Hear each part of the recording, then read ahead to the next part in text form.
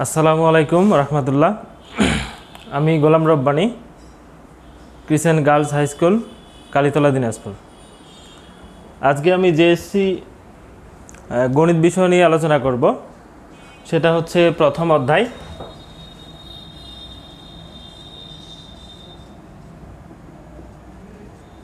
অধ্যায়টার নাম হচ্ছে প্যাটার্ন।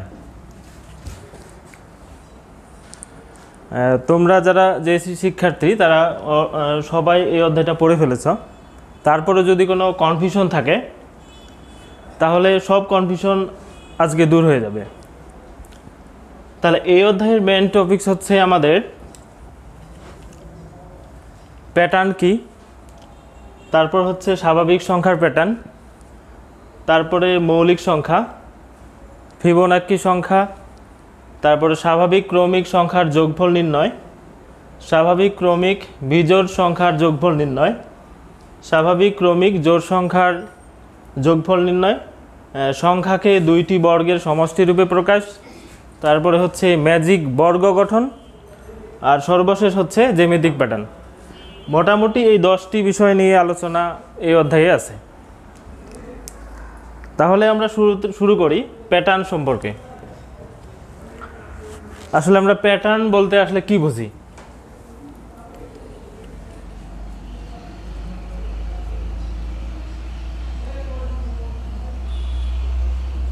আসলে প্যাটার্ন শব্দটি ইংরেজি শব্দ। এর অর্থ হচ্ছে সাজানো বা বিন্যস্ত করা বা ডিজাইন করা,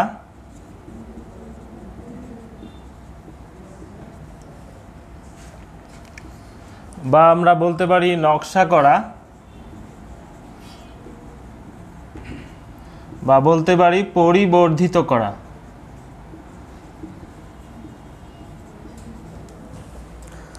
তাহলে প্যাটার্ন শব্দটির অর্থগুলো দেখে আমরা বুঝতে পারবো যে প্যাটার্ন আসলে কি বোঝাচ্ছে। তাহলে প্যাটার্ন শব্দটি বলা হচ্ছে যে এটা কোনো কিছুকে সাজানো। এই প্যাটার্ন শব্দটা আসলে আমাদের জীবনের সাথে জড়িয়ে আছে। আমাদের প্রতিনিয়ত আমরা এই শব্দটা ব্যবহার করি, প্যাটার্ন। এখানে সাজানো বলতে আমরা দেখি যে আমাদের টেবিলে আমার বিভিন্ন বই আমরা সুন্দর করে সাজিয়ে রাখি, তাহলে এটা একটা প্যাটার্ন। তারপরে গাড়ির কোনো বাড়ির ডিজাইন করা, নকশা করা, বিভিন্ন কাপড়ের নকশা করা, এগুলো সবগুলোই আসলে প্যাটার্নের বাস্তব উদাহরণ।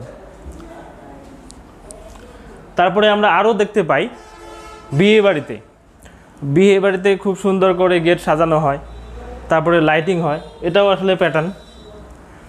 আরও যদি আমরা বলি তাহলে বিয়ে বাড়িতে কনেকে সুন্দর করে সাজানো হয়, তাহলে এটাও কিন্তু প্যাটার্ন।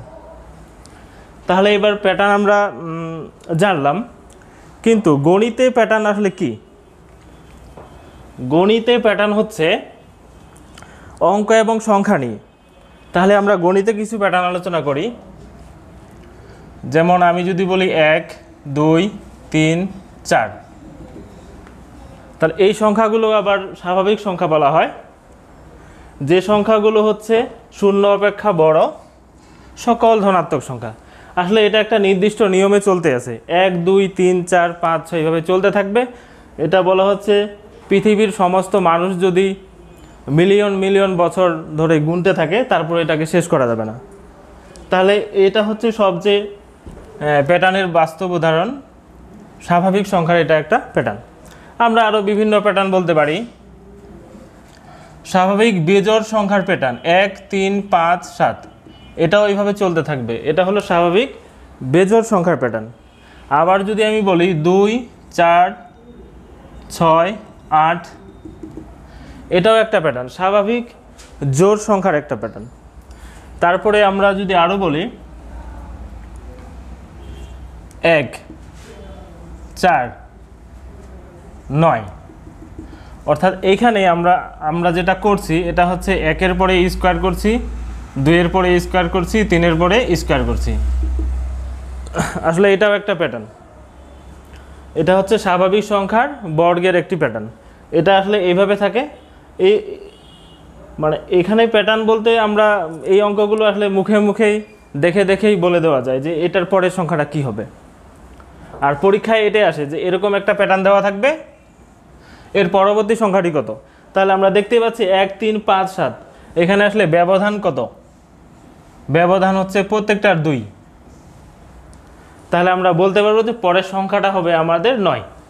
তাহলে প্যাটার্ন হচ্ছে সবচেয়ে সহজ অধ্যায়, অনেক ইজি একটা অধ্যায়। তারপরে আমরা আলোচনা করছি এবার মৌলিক সংখ্যা। মৌলিক সংখ্যা কাকে বলবো? Prime number. মৌলিক সংখ্যাকে বলা হয় প্রাইম নাম্বার। তাহলে মৌলিক সংখ্যা হচ্ছে আমরা জানি একের চেয়ে বড় যে সকল সংখ্যার এক এবং ওই সংখ্যা ছাড়া আর কোনো গুণনীয়ক নেই তাকে বলবো আমরা মৌলিক সংখ্যা। অথবা অন্যভাবে বলা যায় যে সকল সংখ্যাকে এক এবং ওই সংখ্যা ছাড়া অন্য কোনো সংখ্যা দিয়ে ভাগ করা যায় না, সে সকল সংখ্যাকে আমরা বলবো মৌলিক সংখ্যা। তাহলে মৌলিক সংখ্যা এক বাদ মৌলিক সংখ্যা শুরু হবে 2 থেকে। 2 হচ্ছে একমাত্র জোড় মৌলিক সংখ্যা এবং সবচেয়ে ক্ষুদ্রতম মৌলিক সংখ্যা এবং সবচেয়ে ছোট মৌলিক সংখ্যা। তাহলে 2 থেকে মৌলিক সংখ্যা শুরু। তাহলে এখানে মৌলিক সংখ্যা নির্ণয়ের একটা পদ্ধতি দেওয়া আছে বইয়ে, সেটা হচ্ছে ইরাটোথিনিস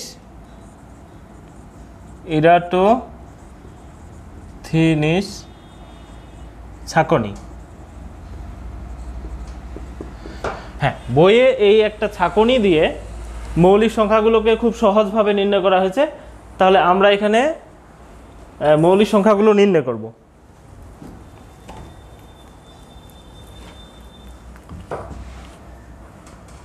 আচ্ছা, মিশাই দিই।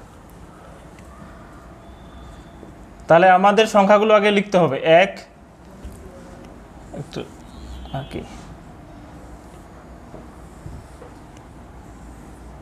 হ্যাঁ, এখানে আমরা 1 থেকে 100 পর্যন্ত সংখ্যাগুলোর মৌলিক সংখ্যা কয়টি আছে তা নির্ণয় করব। তাহলে আমাদের সংখ্যাগুলো আসলে লিখতে হবে, সংখ্যাগুলো আমাদের এখানে লিখতে হবে।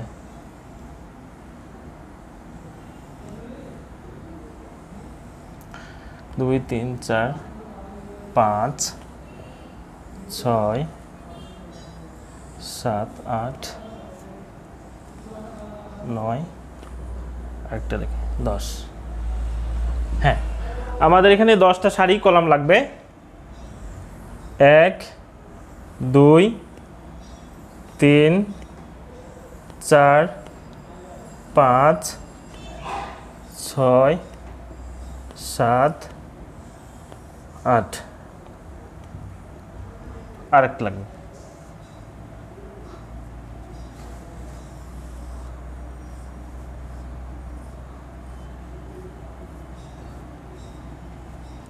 হ্যাঁ, এইখানে বইয়ে দেওয়া আছে যে ইরাটোথিনিস ছাঁকনির সাহায্যে 1 থেকে 100 পর্যন্ত মৌলিক সংখ্যাগুলো নির্ণয় করো।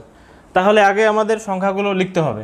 1 2 3 4 5 6 7 8 9 10 11 12 13 14 15 16 17 18 19 20 21 22 23 24 25 26 28 29 30 31 32 33 34 35 36 37 38 39 40 41 42 43 44 45 46 47 48 49 50 51 52 53 54 55 56 57 58 59 60 61 62 63 64 65 ছেষট্টি 67 68 69 70 72 74 75 76 77 78, 79, 80, 81, 83, 84। হ্যাঁ বন্ধুরা, তোমরাও কিন্তু এই ছকটা মানে এঁকে নিতে হবে, মানে আঁকবা, তাহলে এটা সহজেই মানে অনেক সহজে আমরা এটা বুঝতে পারবো। তাহলে 84, 85,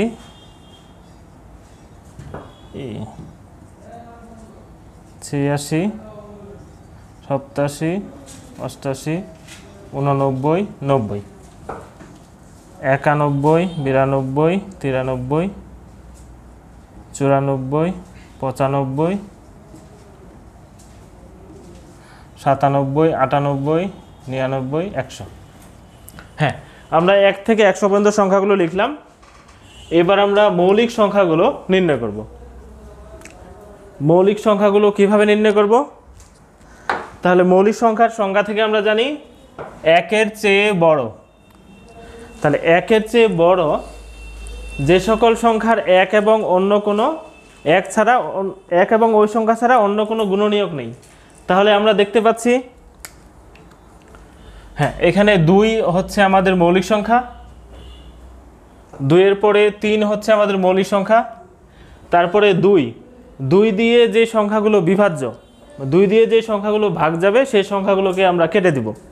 তাহলে আমরা জানি 2 দিয়ে যত জোড় সংখ্যা সেই সংখ্যাগুলো বিভাজ্য। তাহলে এই জোড় সংখ্যাগুলো আমাদের কেটে দিতে হবে, কারণ এগুলো মৌলিক সংখ্যা না। তাহলে জোড় সংখ্যাগুলো আমরা কেটে দিই। তাহলে জোড় সংখ্যাগুলো কেটে দিলাম, কারণ 2 দ্বারা এগুলো সব বিভাজ্য। তাহলে 2 দিয়ে বিভাজ্য সংখ্যাগুলো আমরা কেটে দিব। তাহলে কেটে দিলাম। এরপরে আমরা 3 দিয়ে বিভাজ্য সংখ্যাগুলো কেটে দিব। তারপরে আমরা 5 দিয়ে বিভাজ্য সংখ্যাগুলো কেটে দিব। হ্যাঁ, আমরা 2 দিয়ে বিভাজ্যগুলো কেটে দিলাম। এবার আমরা 3 দ্বারা বিভাজ্য সংখ্যাগুলো কেটে দিব। 3 দ্বারা বিভাজ্য হচ্ছে 15, 3 দ্বারা বিভাজ্য 9, 3 দ্বারা বিভাজ্য 21, 3 দ্বারা বিভাজ্য 27, 33, 39, তারপর হচ্ছে 3 দ্বারা বিভাজ্য 45, 3, হ্যাঁ, 51, এটা তো কাটে দিছি। ও হ্যাঁ, তারপর আমরা 5 দ্বারা বিভাজ্যগুলো কেটে দিতে পারি। 5 দিয়ে যেগুলো ভাগ যায় সেই সংখ্যাগুলো কেটে দিলাম। তাহলে 3 দ্বারা বিভাজ্য আরও আছে, এটা আছে, এটা আছে। 3 দ্বারা বিভাজ্য এটা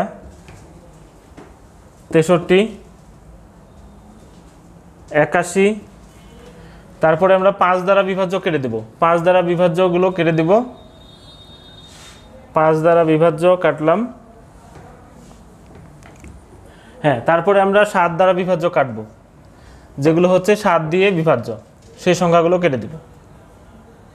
7 সাথে 49 কাটা যাবে। তারপরে হচ্ছে 7, 77 কাটা যাবে। 7 দিয়ে 91 কাটা যাবে। 7 দিয়ে এটা 3, এটা হলো 3 দিয়ে কাটা যায়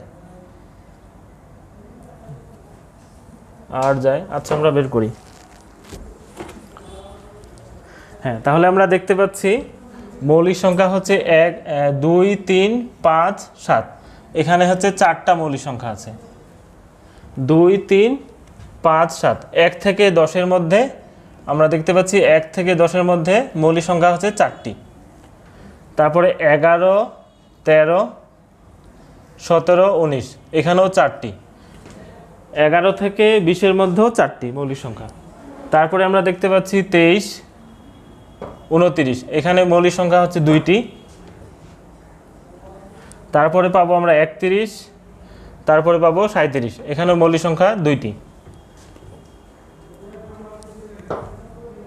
হ্যাঁ, তারপরে আমরা পাবো 41, 43, 47,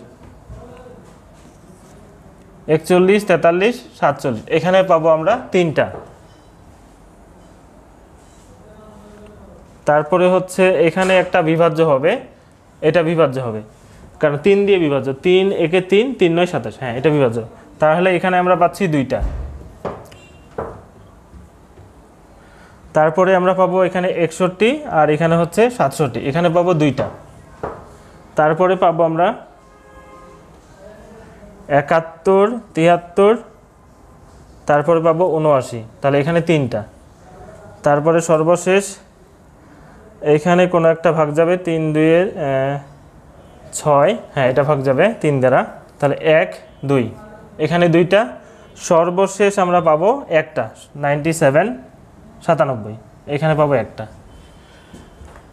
তাহলে আমরা দেখতে পাচ্ছি যে 1 থেকে 10-এর মধ্যে মৌলিক সংখ্যা আছে 4টি, আবার 10 থেকে 20-এর মধ্যে আছে 4টি। এখানে লেখা যাবে,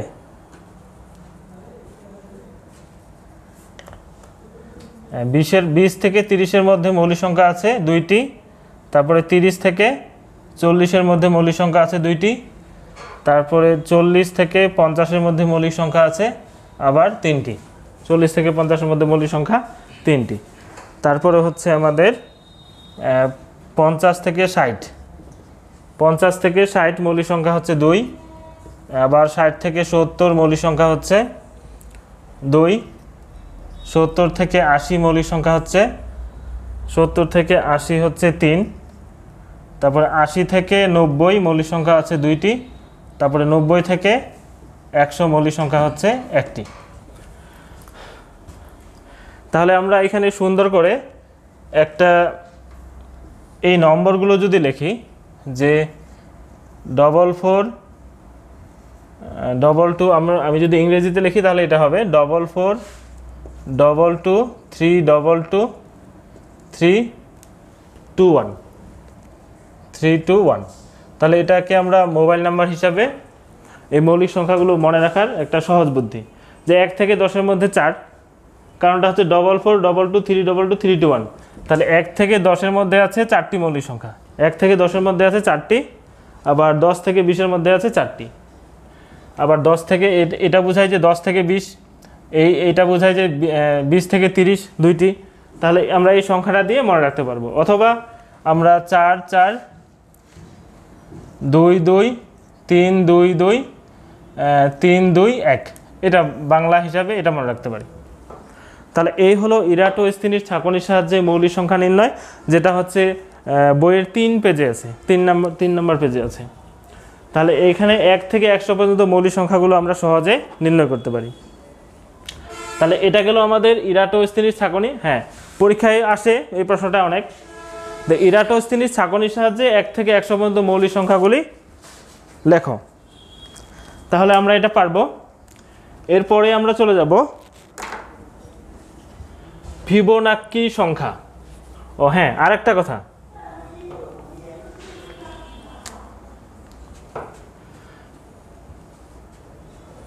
হ্যাঁ এই নাম্বার, মোবাইল নাম্বার আমরা যে বললাম 44 লিখতেছি,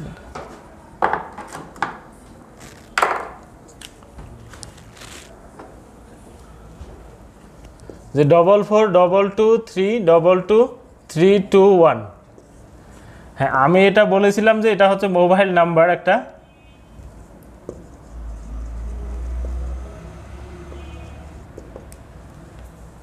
যে এই নাম্বারে যদি ডায়াল করা হয়, আমি মানে বললাম যে এটা হচ্ছে একটি মোবাইল নাম্বার, যে 44 22 322 321, যে এই নাম্বারে ডায়াল করলে আমাদের মানে ফোনে আসবে যে I am prime number 1 to 10 I am here only 4, তারপরে দেন 1 to হচ্ছে 20 আই এম হিয়ার মানে অনলি 8, মানে এইভাবে মানে বললাম। তো অনেক স্টুডেন্ট তখন মানে নাম্বারে সত্যি সত্যি ডায়াল করছে। আমি আসলে এটা মানে ওইভাবে বলি না, আমি আসলে মজা করার জন্য বলছি যে এটা হ্যাঁ, এটাকে যদি ডায়াল করা হয় ফোনে, তাহলে এটা আমাদেরকে বলবে যে হ্যাঁ আমি হচ্ছি মৌলিক সংখ্যা, 1 থেকে 10-এর মধ্যে আমি আছি 4 বার, আবার 11 থেকে 20-এর মধ্যে আছি 4 বার। তো এটা আসলে মজা করার জন্য, সত্যি সত্যি মোবাইল নাম্বার না, আমরা জাস্ট মনে রাখবো আর কি মোবাইল নাম্বার হিসাবে। হ্যাঁ, এরপরে চলে আসি ফিবোনাক্কি সংখ্যা নিয়ে। ফিবোনাক্কি নাম্বার,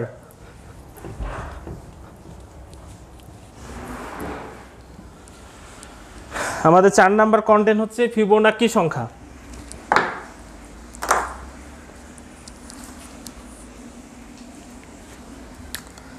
হ্যাঁ, ফিবোনাক্কি সংখ্যা কাকে বলবো? এটা হবে না।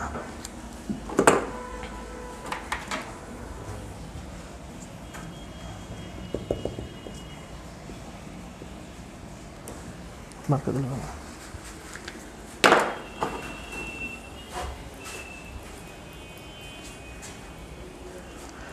হ্যাঁ, এরপরে আমরা 4 নাম্বার কন্টেন্ট হচ্ছে আমাদের ফিবোনাক্কি নাম্বার।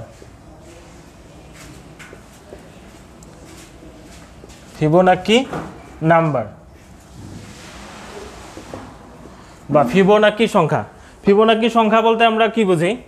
ফিবোনাক্কি সংখ্যা বলতে আমরা বুঝি 0-র পরে যদি 1 হয়, এই দুইটা সংখ্যাকে যোগ করতে হবে, যোগ করলে একই হবে।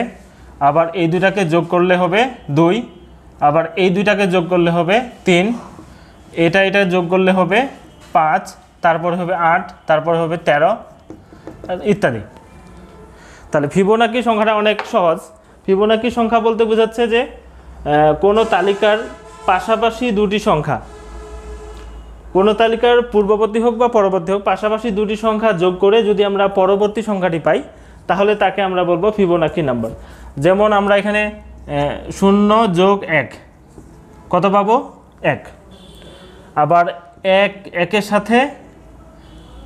একের সাথে 1 যোগ করলে পাবো কত? পাবো হচ্ছে 2। তাহলে আমরা পাশাপাশি দুটি সংখ্যা যোগ করে যদি পরবর্তী সংখ্যাটি পাই তাহলে তাকেই আমরা বলবো ফিবোনাক্কি নাম্বার বা ফিবোনাক্কি সংখ্যা। তাহলে এই সংখ্যাটা আমরা এখানে প্রশ্নটা হয় এরকম একটা সিকোয়েন্স দেওয়া থাকবে বা এরকম একটা প্যাটার্ন দেওয়া থাকবে। তাহলে এই প্যাটার্নটির পরবর্তী সংখ্যাটি কত? এখন যদি বলে আমাকে 13 পর্যন্ত দেওয়া আছে, পরবর্তী সংখ্যাটি কত হবে? তাহলে আমাকে করতে হবে যে 8-এর সাথে 13 যোগ করতে হবে, 8 যোগ 13, তাহলে আমার হবে 1, 2। তাহলে পরবর্তী সংখ্যাটি হবে আমাদের 21। যদি বলা হয় তার পরবর্তী সংখ্যাটি কত, তাহলে এই দুইটা সংখ্যাকে যোগ করে যেটা হবে সেটাই, 3 আর 1 4, 1 আর 2 আর 1 3, তাহলে এটা হবে পরবর্তী সংখ্যা। তাহলে এটা এখানেই থাকে, এমসিকিউতে থাকে যে ফিবোনাক্কি প্যাটার্ন নিজের কোনটি ফিবোনাক্কি প্যাটার্ন বা পরবর্তী সংখ্যাটি নির্ণয় করো। এরপরে আমরা 5 নাম্বার কন্টেন্টে যাই, স্বাভাবিক ক্রমিক সংখ্যার যোগফল।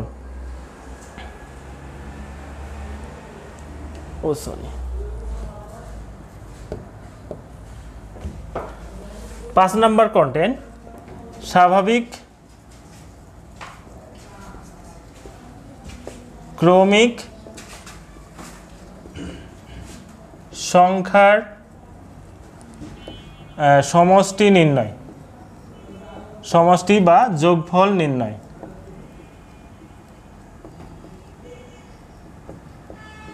যোগফল নির্ণয়ের সূত্রটি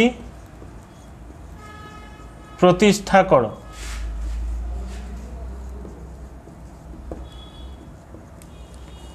হ্যাঁ, এটা বইয়ে সুন্দর করে দেওয়া আছে, স্বাভাবিক ক্রমিক সংখ্যার সমষ্টি সূত্রটি প্রতিষ্ঠা করো। এখানে আমরা ধরে নিতে পারি ক সমান 1 যোগ 2 যোগ 3 যোগ 4 যোগ 5 যোগ 6 যোগ 7 যোগ 8 যোগ 9 যোগ 10। তাহলে এগুলো হচ্ছে আমাদের স্বাভাবিক সংখ্যা। তাহলে আবার আমরা এটাকে বিপরীত ক্রমে সাজিয়ে পাই।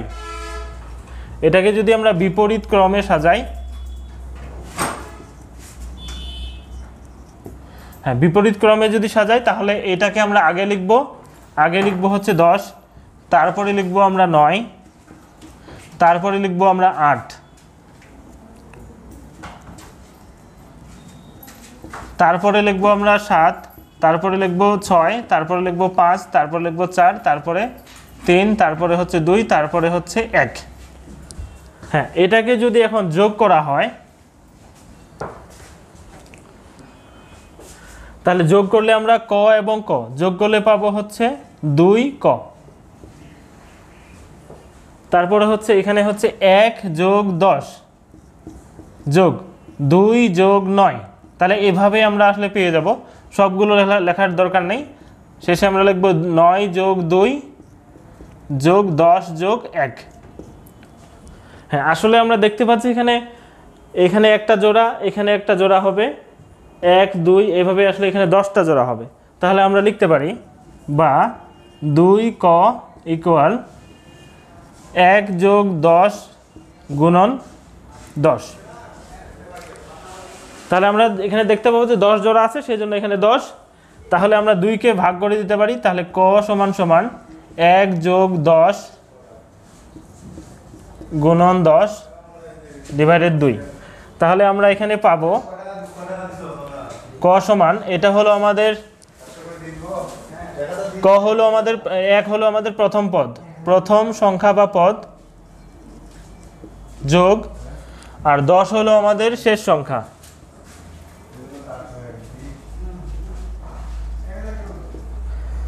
প্রথম সংখ্যা যোগ শেষ সংখ্যা ইনটু আমরা বলতে পারি পদ সংখ্যা, আর ডিভাইডেড হচ্ছে 2। তাহলে এটাই হলো সমষ্টি নির্ণয়ের সূত্র। হ্যাঁ, এখানে আমরা মানটা বের করতে পারি। এখানে মানটা আসবে হচ্ছে 11 গুণন 10 ডিভাইডেড বাই 2 সমান সমান হচ্ছে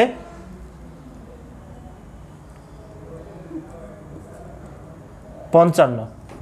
হ্যাঁ, তাহলে এটাই হলো সমষ্টি সূত্র।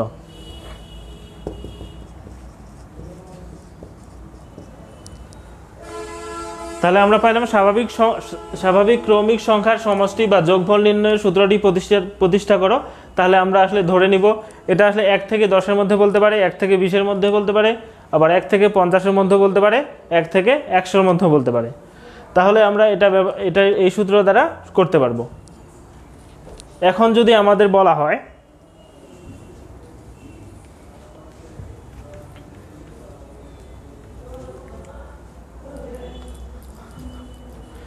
হ্যাঁ, এই সূত্র ব্যবহার করে আমরা এখানে অনেক ম্যাচ করতে পারবো। যেমন আমি দিতে পারি 1 যোগ 2 যোগ 3 যোগ হচ্ছে 50 ইকুয়াল টু হোয়াট। এখানে আমি দিতে পারি 1 যোগ 2 যোগ 3 যোগ 99 ইকুয়াল টু হোয়াট। এখানে আমি দিতে পারি 1 যোগ 2 যোগ 3 যোগ 100 ইকুয়াল টু হোয়াট। এখানে আমি বলতে পারি 1 যোগ 2 যোগ 3 যোগ 500 ইকুয়াল টু হোয়াট। তাহলে এরকম অসংখ্য অঙ্ক তৈরি করা যাবে, যেটা আমরা হচ্ছে যে সমষ্টি সূত্র দিয়ে করতে পারবো। তাহলে আমরা যদি 1 নম্বর সলিউশন করি, সমাধান করি, তাহলে আমার আসবে, তাহলে আমাদের সূত্রটা ছিল এরকম: সমষ্টি সমান প্রথম পদ বা প্রথম সংখ্যা যোগ শেষ সংখ্যা। তাহলে আমরা প্রথম সংখ্যা হচ্ছে এটা, শেষ সংখ্যা হচ্ছে 50, ইনটু হলো পদ সংখ্যা, ডিভাইডেড হচ্ছে 2। তাহলে প্রথম সংখ্যা হচ্ছে আমাদের 1, প্রথম সংখ্যা হচ্ছে আমাদের 1 যোগ শেষ সংখ্যা হচ্ছে আমাদের 50, আর পদ সংখ্যা হচ্ছে আমাদের 50, ডিভাইডেড হচ্ছে 2। তাহলে আমরা পাবো এখানে 51 ইন্টু এটা কাটাকাটি গেলে 25। তাহলে এটা আসবে আমাদের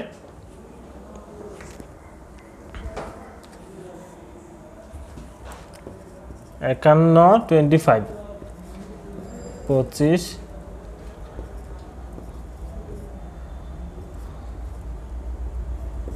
হ্যাঁ 1275। তাহলে এটাই হবে আমাদের উত্তর। এইভাবে আমরা সব অঙ্কগুলো আসলে এই সূত্রের সাহায্যে করতে পারবো।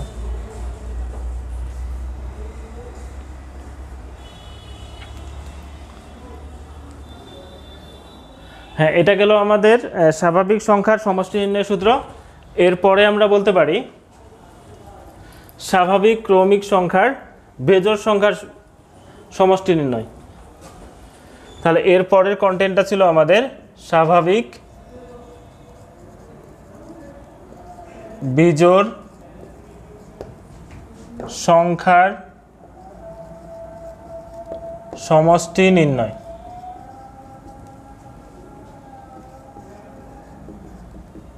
হ্যাঁ, যদি আমাদের স্বাভাবিক বিজোড় সংখ্যার সমষ্টি বলে যে 1 থেকে 10টি,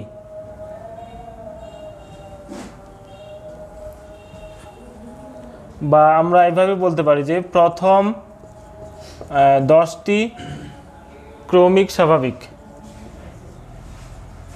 হ্যাঁ, প্রথম 10টি ক্রমিক স্বাভাবিক সংখ্যার সমষ্টি নির্ণয় করো। হ্যাঁ, তাহলে এটা আমরা একটা সূত্র দিয়ে করতে পারি। যেমন হচ্ছে প্রথম 10টি ক্রমিক স্বাভাবিক সংখ্যার সমষ্টি নির্ণয়ের সূত্র হলো, এইটা হচ্ছে আমাদের সূত্র হচ্ছে ক স্কয়ার। যদি স্বাভাবিক ক্রমিক বিজোড় সংখ্যা বলা হয় তাহলে এখানে প্রথম 10টি বিজোড় সংখ্যা, প্রথম 10টি বিজোড় সংখ্যা বলতে বোঝায় যে 1, 3, 5, 7 এভাবে প্রথম 10টি বিজোড় সংখ্যার সমষ্টি। তাহলে আমরা এখানে জাস্ট কয়ের পরিবর্তে আমরা বসাই দেব 10, তাহলে 10 স্কয়ার ইকুয়াল টু হবে 100। তাহলে এটা অনেক ইজি। যদি বলা হয় প্রথম 20টি সংখ্যার ক্রমিক স্বাভাবিক সংখ্যার সমষ্টি, তাহলে এখানে শুধু হবে 20। তাহলে 20-এর পরে স্কয়ার দিলে আমাদের যেটা হবে সেটাই হবে মানে উত্তর। তাহলে এটা অনেক ইজি যে প্রথম 10টি ক্রমিক স্বাভাবিক বেজোড় সংখ্যার সমষ্টি নির্ণয়ের সূত্র জাস্ট ক স্কয়ার বসালে হয়ে গেল। হ্যাঁ, এরপরে আমরা শিখব প্রথম 10টি ক্রমিক স্বাভাবিক জোড় সংখ্যার সমষ্টি নির্ণয়। তাহলে জোড় সংখ্যাগুলো হচ্ছে 1 যোগ 2 যোগ 4 যোগ 6 এভাবে জোড় সংখ্যাগুলো সমষ্টি প্রথম 10টি। তাহলে জোড় সংখ্যার সমষ্টি নির্ণয়ের সূত্র হচ্ছে ক ইন্টু ক প্লাস 1। তাহলে আমরা বলতে পারি, তাহলে প্রথম 10টি যদি বলি তাহলে এখানে হবে 10 যোগ 1, তাহলে হবে 10 ইন্টু 11, তাহলে হবে 110। তাহলে এইভাবে আমরা প্রথম 10টি, 20টি, 30টি, 50টি সব অঙ্কগুলো করতে পারবো। এবারে সবচেয়ে মজার বিষয় এই অধ্যায়ের ম্যাজিক বর্গ। ম্যাজিক বর্গ গঠন।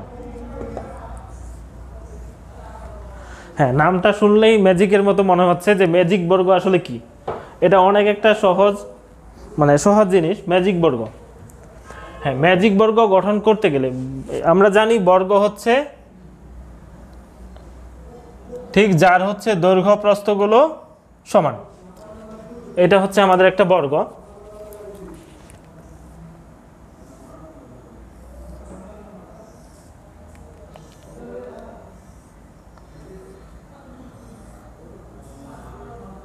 হ্যাঁ, আমরা একটা বর্গকে এটা 4টা সারি কলামে বিভক্ত করছি, আরও ছোট ছোট বর্গে বিভক্ত করছি।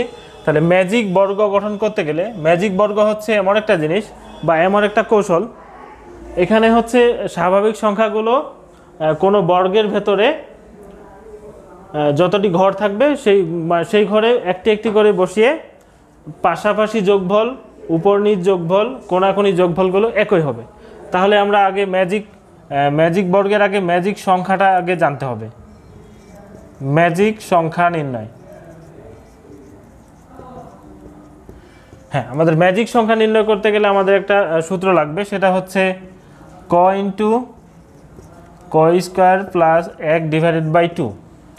হ্যাঁ, যদি আমরা 3 ক্রমের চাই, ক ইকুয়াল টু 3 হলে, তাহলে আমার হবে 3 ইন্টু 3 স্কয়ার যোগ 1 ডিভাইডেড বাই 2, তাহলে হবে 3 10 ডিভাইডেড 2, তাহলে আমাদের আসছে 15। তাহলে আমাদের 3 ক্রমের যদি বলা হয় যে 3 ক্রমের ম্যাজিক সংখ্যা, হ্যাঁ এটা হবে 3 ক্রমের ম্যাজিক সংখ্যা নির্ণয়। 3 ক্রমের ম্যাজিক সংখ্যাটা হলো আমাদের 15। তাহলে এই 3 ক্রমের ম্যাজিক সংখ্যা আমরা এখানে আট করতে পারি। তাহলে এটা 4 ক্রমের হয়ে গেছে। আমরা আগে 3 ক্রমের করি।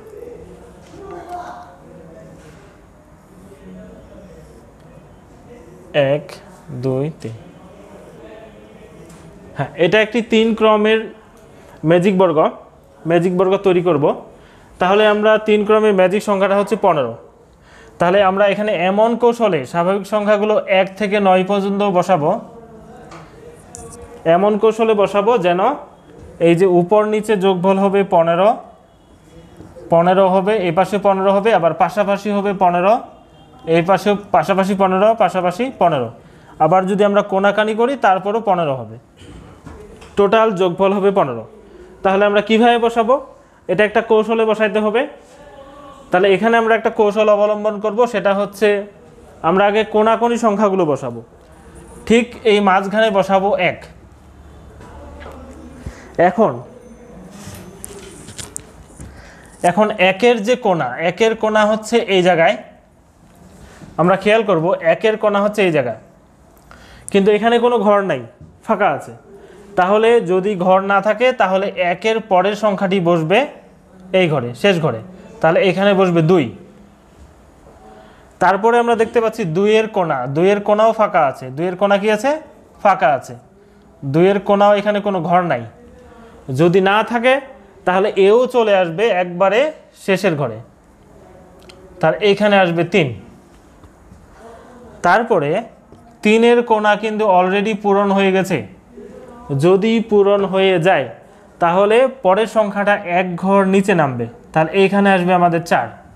তাহলে আমরা দেখতে পাচ্ছি 4-এর কোণা হচ্ছে এখানে 5, 5-এর কোণা এখানে 6। তাহলে সংখ্যাগুলো জাস্ট কোণাকোণি করে আমরা বসাবো। 6-এর কোণা এখানে নাই, কোনো সংখ্যা নাই, তাহলে 1 ঘর নিচে নামবে 7।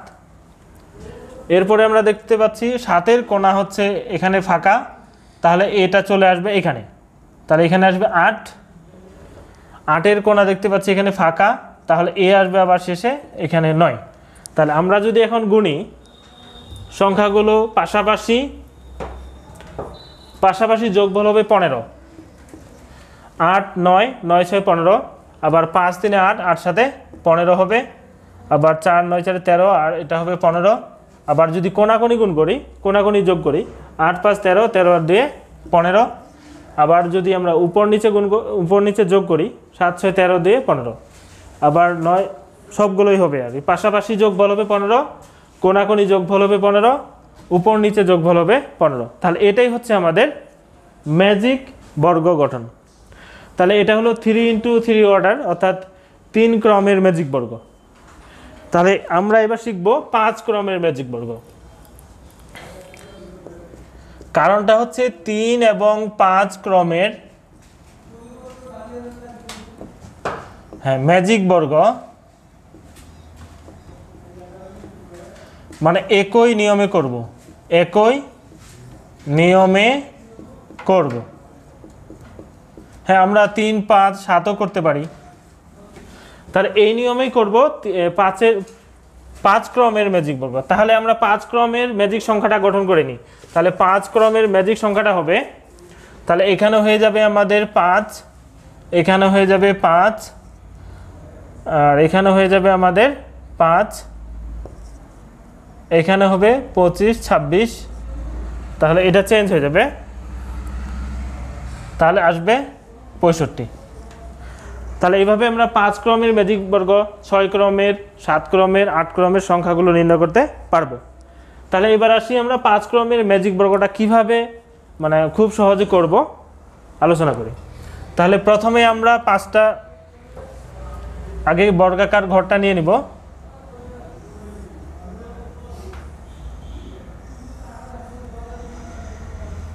এক 2 3 4 5, 1 2 3 4 5। তাহলে 3 ক্রমের আমরা যেভাবে করছি ঠিক 5 ক্রমের সেভাবেই করব। তাহলে প্রথমেই আমরা একটা ঘর সিলেক্ট করে নেব, এখানে হচ্ছে 1,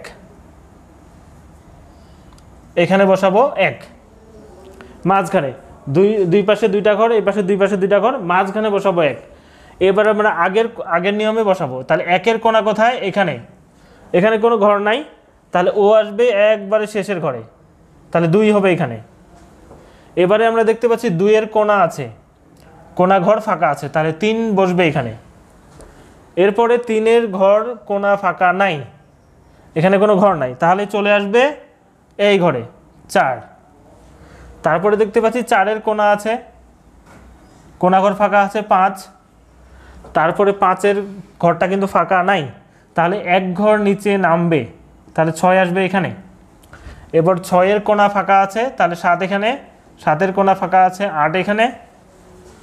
এরপরে আমরা দেখতে পাচ্ছি 8 এর যে কোণা, এখানে ঘর নাই, তাহলে আবার চলে আসবে শেষে, তাহলে এখানে আসবে 9, 9 এর কোণা ফাঁকা নাই, ঘর নাই, তাহলে চলে আসবে এখানে 10, 10 এর কোণা পূরণ হয়ে গেছে, তাহলে এক ঘর নিচে নামবে, তাহলে এখানে আসবে 11। এরপরে বুঝতে পারতেছি 12 হবে, 13 হবে, 14 হবে, 15 হবে, সব কোণাগুলো পূরণ হয়ে গেল। এরপরে এখানে ঘর নাই, তাহলে এক ঘর নিচে নামবে 16, 16 কোণা কোনো সংখ্যা নাই, তাহলে আবার এখানে আসবে 17, 17 কোণা ফাঁকা নাই, ঘর নাই, তাহলে নিচে আসবে 18, 18 কোণা ফাঁকা আছে 19, 19 এর কোণা ফাঁকা আছে 20, 20। তারপরে আসবে আমাদের এক ঘর নিচে নামবে, কারণ পূরণ হয়ে গেছে 21, 21 এর কোণা ফাঁকা আছে 22, 22 এর কোণা ফাঁকা আছে, তাহলে এটা চলে আসবে এখানে 23, 23 এর কোণা ফাঁকা আছে 24, তাহলে 24 এর কোণা এখানে নাই, সংখ্যা নাই, তাহলে সবার শেষে চলে আসবে 25। তাহলে আমরা যদি এটা যোগ করি, তাহলে যোগ করলে আসবে 15, 30,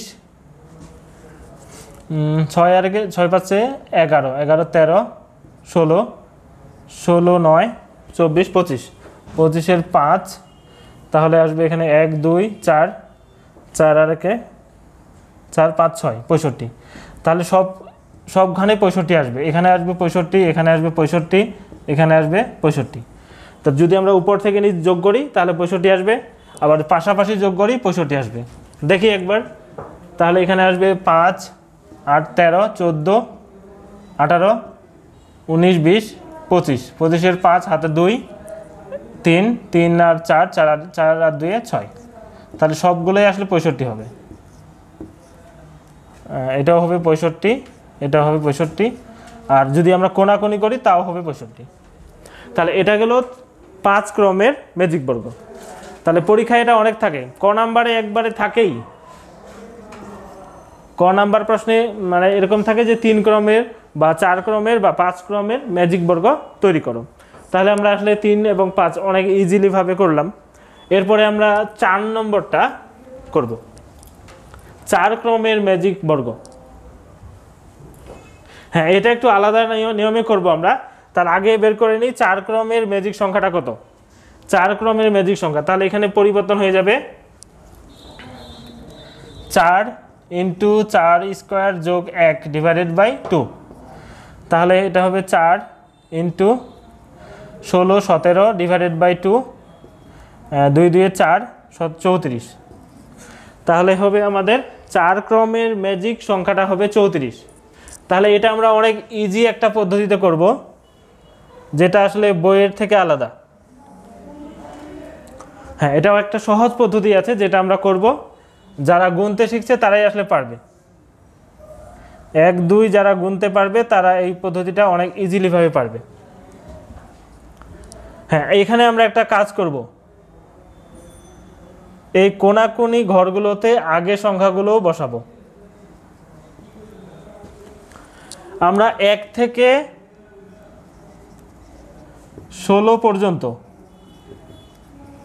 নিচে গুনব, 1 থেকে 16 পর্যন্ত নিচে গুনতে গুনতে যাব। আর যদি এই কোনাকুনি সংখ্যাগুলো ভাগ পড়ে তাহলে শুধু এই সংখ্যাগুলোই বসাবো আমরা। আবার এবার নিচ থেকে এবার উপরে যাব, আবার আমরা 1 থেকে 16 পর্যন্ত গুনবো, এবার নিচ থেকে উপরে যাব, গুনতে গুনতে উপরে যাব এবার। তাহলে প্রথমে আমরা নিচে নামবো, তারপরে আমরা উপরে উঠবো এবার। তাহলে আমরা যদি বসাই এখানে 1 তাহলে এটা কি কোণার ঘর ছিল, তাহলে এখানে 1 হবে। 2 কোণার ঘর না, তাহলে এটা বসবে না। 3ও কোণা না, এটাও বসবে না। তাহলে 1 2 3 4, 4 নাম্বার ঘরে বসবে। 1 2 3 4 5 6 7 8 9 10 11 12 13 14 15 16। তাহলে আমরা অলরেডি কোণাকুণির সংখ্যাগুলো বসে ফেললাম। আমি জাস্ট কি করলাম, 1 2 3 4 5 6 7 8 9 10 11 12 13 14 15 16 গুনলাম। এবার আমরা নিচ থেকে উপরে গুনবো। এখানে এবার 1 ধরবো।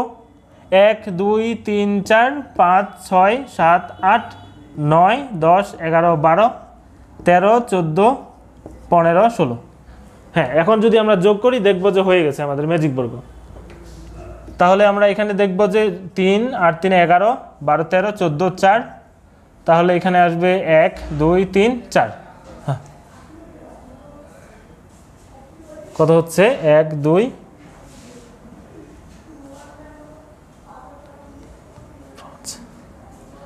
3 আর 3 হচ্ছে 11 12 13 14, 14 হচ্ছে 4 1 2, হ্যাঁ ঠিক আছে 34। তাহলে এটাও আসবে 34 34 34, তাহলে এখানেও আসবে 34 34 34। হ্যাঁ, এটা হলো 4 ক্রমের ম্যাজিক বর্গ, কারণ পাশাপাশি যোগফল হবে 34, উপর নিচে যোগফল হবে 34, আবার কোণাকুণি যোগফল হবে 34। হ্যাঁ, যদি কেউ বুঝে না থাকো আমি এটা আরেকবার করি, আরেকবার 1 2 3 4। প্রথমে আমরা 4টা ঘর বিবেচনা করব, সংখ্যাগুলোকে কোণাকুণি বসানোর চেষ্টা করব। এই কোণাকুণি ঘরগুলোতে আগে বসাবো। তাহলে আমরা 1 থেকে শুরু করব। 1 2 3 4 5 6 7 8 9 9 10 11 12 13 14 15 16। হ্যাঁ, এবার আমরা আবার নিচ থেকে গুনবো। 1 2 3 4 5 6 7 8 9 10 11 12 13 14 15 16। হ্যাঁ, তাহলে এইটা পদ্ধতি আসলে আমার কাছে অনেক মানে ইজি মনে হয়, তাই আমি আসলে এই পদ্ধতিটাই বাচ্চাদের শেখাই। মানে যারা হচ্ছে জেএসসি পরীক্ষা দেয় বা জেএসসি স্টুডেন্ট, তাদেরকে আসলে এই পদ্ধতিতে আমি ম্যাজিক বর্গ গঠন করা শেখাই, কারণ এটা অনেক ইজি। বইও আছে, ওটাও ইজি, জাস্ট এটা আরও মানে অনেক আমার কাছে বেটার মনে হয় আর কি, অনেক সহজ মনে হয়। হ্যাঁ, তাহলে আমরা ম্যাজিক বর্গ শিখলাম। হ্যাঁ, এরপরে কন্টেন্ট পরবর্তী ক্লাসে আলোচনা করব। আজ এই পর্যন্ত। বই লাগবে।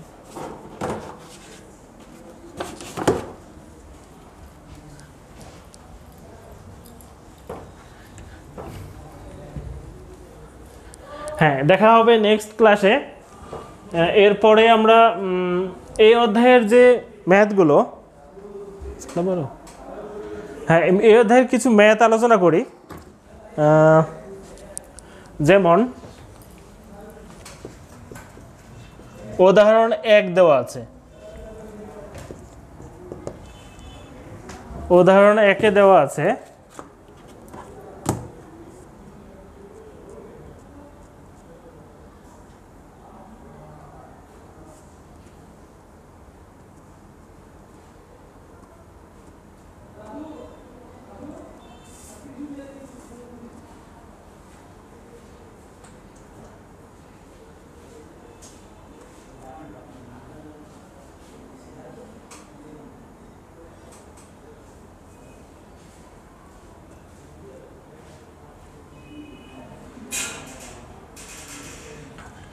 তিন 10 7 24 31। হ্যাঁ, 3 10 7 24 31 এত তালিকার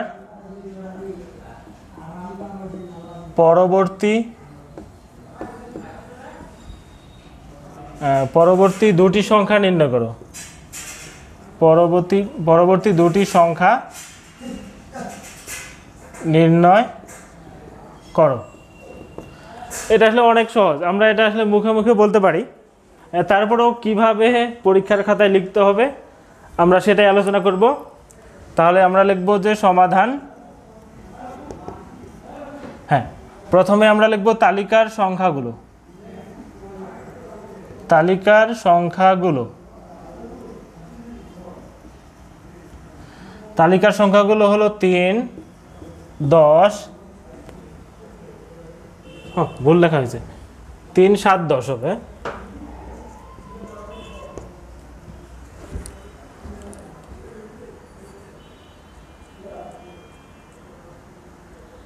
3, 10, 17, 24, 31, 3, 10, 17, 24, 31, হ্যাঁ তাহলে 3, 10, 17, 24, 31, হ্যাঁ এই সংখ্যাগুলো আমাদের দেওয়া ছিল তালিকার সংখ্যাগুলো। তালিকার সংখ্যাগুলো হচ্ছে এটা। হ্যাঁ এরপরে লিখবো আমরা পার্থক্য, পাশাপাশি দুটি সংখ্যার পার্থক্য নির্ণয় করব আমরা কিভাবে। এখানে এই দুইটা সংখ্যার পার্থক্য, এই দুইটার পার্থক্য, এই দুইটার পার্থক্য লিখব। তাহলে আমরা দেখতে পাচ্ছি 10 থেকে 3 যখন আমরা বিয়োগ করব, বিয়োগ করলে হবে আমাদের 7, আবার 17 থেকে 10 বিয়োগ করলে আসবে, এটা হবে 7, এটাও 7, এটাও 7। তাহলে আমরা এখানে দেখতে পাচ্ছি যে তালিকার প্রত্যেকটি সংখ্যা 7 করে বৃদ্ধি পেয়েছে। তাহলে এটা একটা নির্দিষ্ট, এটা একটা হচ্ছে একটা প্যাটার্ন, এটা এমন একটা সাজানো প্যাটার্ন যে প্রত্যেকটা তালিকার মাঝে 7 করে ব্যবধানে বাড়তে থাকবে। তাহলে প্রথমটা 3, তারপরে 10, আবার 7 বাড়ছে কত 17, আবার 7 বাড়ছে কত 24, আবার বাড়ছে 31। তাহলে পরবর্তী যে সংখ্যাটা হবে এটাও 7 বাড়বে, 7 যোগ করে যেটা হবে সেটাই আসলে পরবর্তী সংখ্যাটা হয়ে যাবে। এটা আমরা মুখে মুখেও হিসাব করতে পারি, কিন্তু পরীক্ষার খাতায় লিখতে হবে। তাহলে আমরা লিখব যে 31 এর পরবর্তী সংখ্যাটি হবে, তাহলে আমরা লিখব 31 যোগ 7, তাহলে আসবে আমাদের 38। হ্যাঁ এরপরে লিখব যে 38 এর পরবর্তী সংখ্যাটি হবে 38 যোগ হচ্ছে 7, কত হবে 15, 5, 4 এত। হ্যাঁ এখানে প্রশ্নটা বিভিন্নভাবে হতে পারে যে এত তালিকার পরবর্তী দুটি সংখ্যা নির্ণয় করো, অথবা এত তালিকার পরবর্তী 4টি সংখ্যা নির্ণয় করো, বা 3টি সংখ্যা নির্ণয় করো, এভাবে থাকে, বা একটি সংখ্যা এত তালিকার পরবর্তী সংখ্যাটি নির্ণয় করো। তাহলে এই হলো আমাদের উদাহরণ 1। এরপরে আমরা উদাহরণ 2 নিয়ে আলোচনা করব।